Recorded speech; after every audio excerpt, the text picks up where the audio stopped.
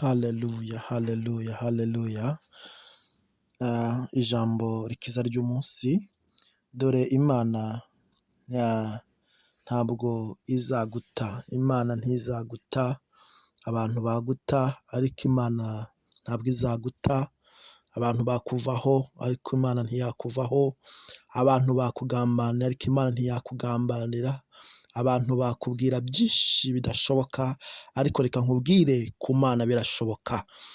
Akira ijambo rikiza ry'umunsi. Hari ijambo dusanga muri Yobu ibice 8, turasoma n'umurongo wa 20, haravuga ngo dore Imana ntizata umuntu w'intungane.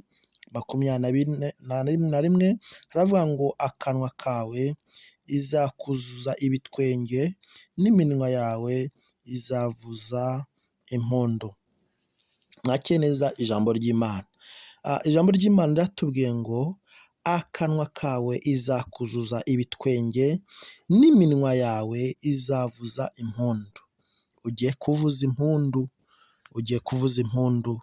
Akanwa kawe kagiye kuzura ibitwenge. Mama, akanwa kawe kagiye kuzura ibitwenge.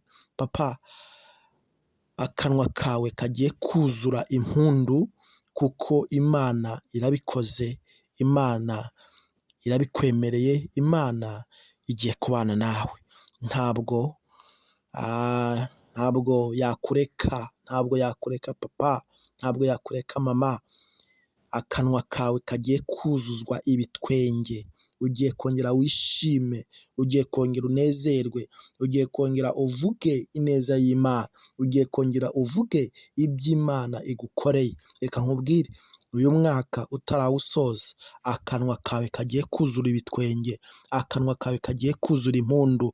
Mu bana bawe hagiye kubonekamo impundu, mu rugo rwawe hagiye kubonekamo impundu, mu kazi kawe hagiye kubonekamo impundu. Reka nkubwire, shima Imana kuko Imana irabikoze, Imana irabikwemereye. Ntabwo ngo Imana yata umuntu w'intungane. Imana ishimwe, ntabwo izaguta, abantu bakureka, abantu bakuvaho ariko reka nkubwire, ntabwo Imana izaguta, ntabwo Imana izakureka, ntabwo Imana yakureka, ntabwo Imana yakuvaho, abantu bakuvaho ariko reka nkubwire, ntabwo Imana izaguta, ntabwo Imana izakureka kuko akanwa kawe kagiye kuzura impundu, akanwa kawe kagiye kuzura ibitwenge. Reka dushime Imana ko Imana ibikoze. Mana, mu izina rya Yesu ndagushimiye ko utubwiye ngo ntabwo wareka umuntu wawe w'intungane.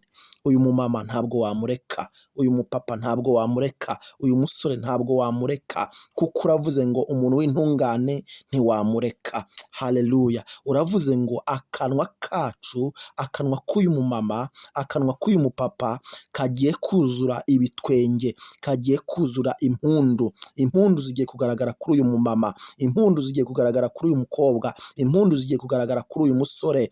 Urakoze kutanze amashimwe mu izina rya Yesu. Amen.